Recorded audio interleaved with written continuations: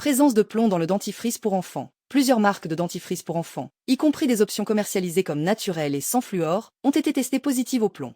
Lacune dans les normes réglementaires de la FDA. La classification du dentifrice avec ou sans fluor influence les limites de plomb autorisées, créant un seuil élevé, jugé non sécuritaire par les défenseurs de la santé, en particulier pour les enfants. Contamination au mercure dans les marques sans fluorure. Des niveaux détectables de mercure ont été trouvés dans certaines marques de dentifrice, soulevant des inquiétudes en raison de la neurotoxicité de ce métal.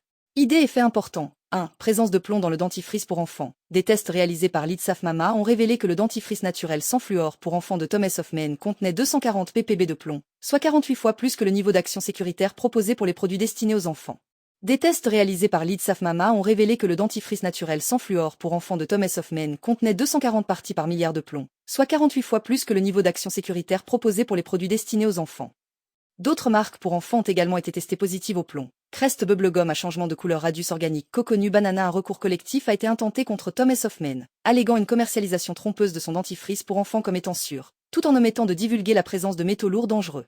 Un recours collectif contre Thomas Hoffman allègue que l'entreprise a commercialisé de manière trompeuse son dentifrice pour enfants comme étant sûr tout en omettant de divulguer la présence de ces métaux lourds dangereux.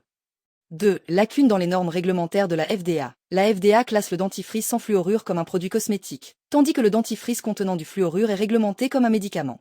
Cette classification entraîne des différences significatives dans les limites de plomb autorisées. Dentifrice sans fluorure. Limite légale jusqu'à 10 000 ppb de plomb. Les dentifrices sans fluorure peuvent légalement contenir jusqu'à 10 000 ppb de plomb. Dentifrice contenant du fluorure. Limite légale jusqu'à 20 000 ppb de plomb. Les dentifrices contenant du fluorure peuvent également contenir jusqu'à 20 000 ppb de plomb. La FDA recommande un maximum de 10 ppm de plomb dans les cosmétiques en général.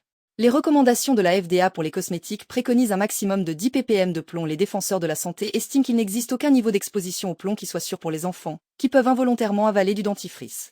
Bien que ces niveaux soient techniquement légaux, les défenseurs de la santé affirment qu'il n'existe aucun niveau d'exposition au plomb qui soit sûr pour les enfants, qui